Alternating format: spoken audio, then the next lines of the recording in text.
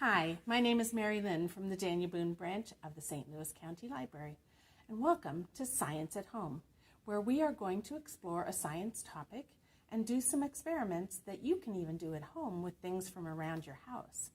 And we are also going to talk about how we can take those science experiments a little further, trying different things. Today, we are going to talk about air pressure. Air is all around us. We know that. We need to breathe it in and out in order to survive. We can't see it, but we know it's there. But air has so many interesting things. Like, did you know that there are many, many layers of air that that are all around the earth? And those layers of air, we're down here on earth, they push down on us all the time. And that force of that air pushing down on us is called air pressure. Now, air pressure at sea level is almost 15 pounds per square inch. What does that mean? Well, a square inch is not very big. It means there's 1 inch on each side. So I have this little 1 inch square, and I'm going to put it on my arm. So now we have like a 1 inch square of skin.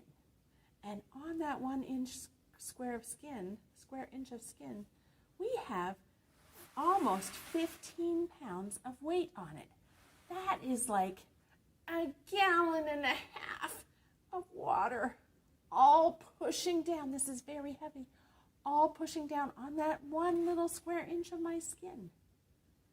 And it's even crazier when you think that that's happening all over your body.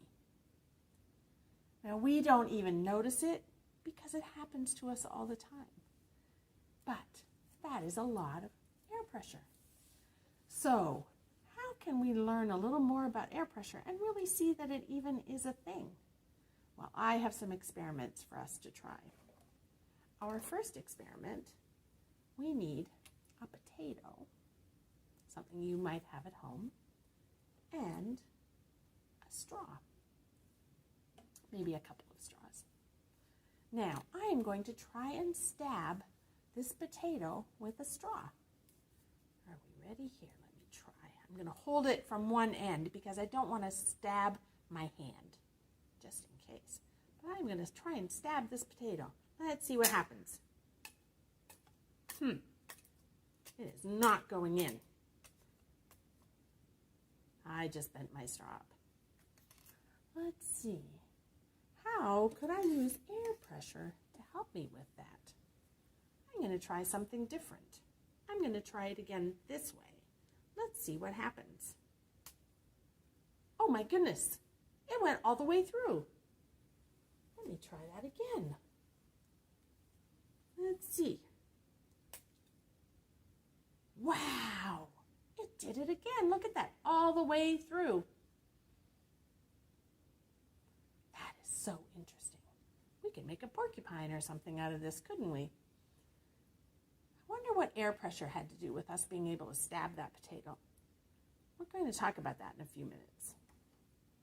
Our next experiment is also something that you probably have at home that you can do this with. So I have just a plain old plastic bottle. No big deal, it's empty. And a little piece of scrunched up paper.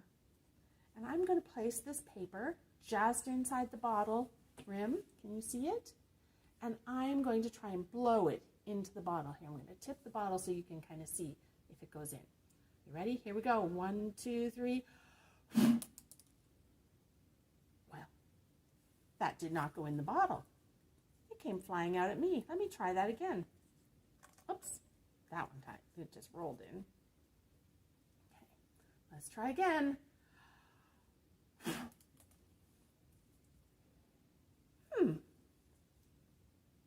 going to try that one more time. Surely I can blow it in. I'll take a really deep breath this time. Now, I wonder what air pressure has to do with me not being able to blow a little piece of paper into a bottle. That's Seems very strange that I can't do that. Our third experiment, to demonstrate air pressure, we are going to use 2 plastic water bottles. Nothing special about them. They're very flimsy plastic. And again, they are empty. And I am going to squeeze them really hard and see if I can squish them. All right, you ready? Here we go. I'm pretty strong. Let's see what happens. Well, this one squished. Whoa, very much. But this one did not squish at all. And I am trying really hard, and it's still not working. I wonder what air pressure has to do with this. All right. As promised, we're going to talk about what happened with each of these experiments and what air pressure has to do with it. So our first one, the potato. When I first tried stabbing, I just tried a poor little straw with nothing special, and I tried and it didn't go in, and it just bent all over the place, and it would not go in no matter how hard I tried. But with the next straw, what I did was I put my thumb over the top. And when I stabbed, I kept my thumb on there. So I trapped the air in the straw.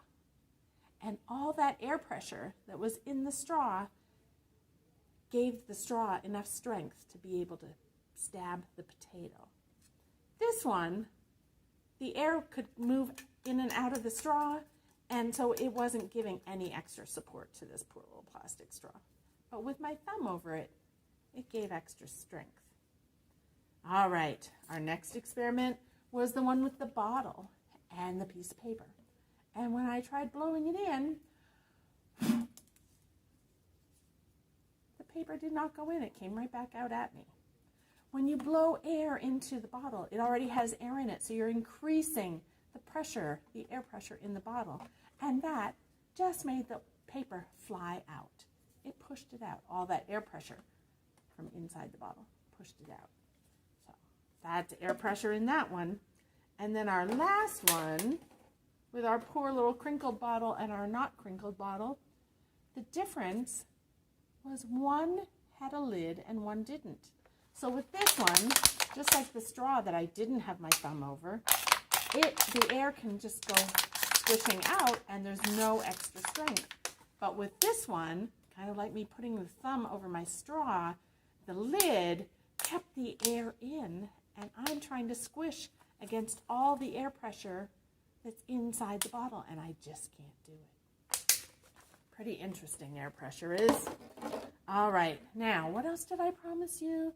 That we would figure out some ways to take these experiments one step further, right? So let's see. When you change things in a science experiment, you're changing the variables. So to change the variables in this, we only have 2 variables really. Well, 3. We have the straws, we have the potato, and we have how we kept the air in it, right?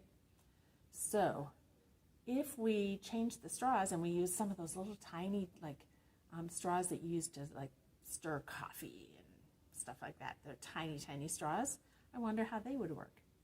Or, my favorite straw, the really big, thick ones for milkshakes. I wonder how that would work. That would be changing the straw variable. What about if we changed the potato variable?